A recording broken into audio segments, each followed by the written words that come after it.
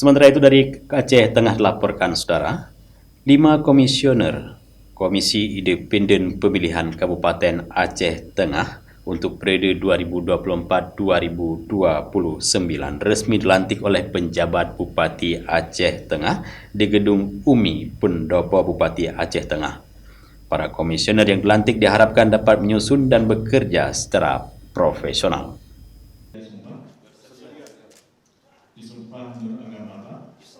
Komisioner Komisi Independen Pemilihan Kabupaten Aceh Tengah untuk periode 2004-2029 resmi dilantik oleh penjabat Bupati Aceh Tengah di Gedung UMM Pendopo setempat.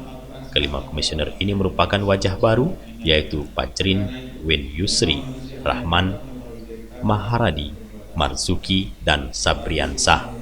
Dan diharapkan para komisioner yang baru dilantik ini dapat langsung menyesuaikan diri dalam menjalankan tugas dan menjaga profesionalismenya. Selain itu, kepada komisioner yang baru dilantik juga diminta untuk terus mempersiapkan diri guna menghadapi pemilu kada serentak se-Indonesia dalam tahun 2024 yang akan dilaksanakan pada bulan November.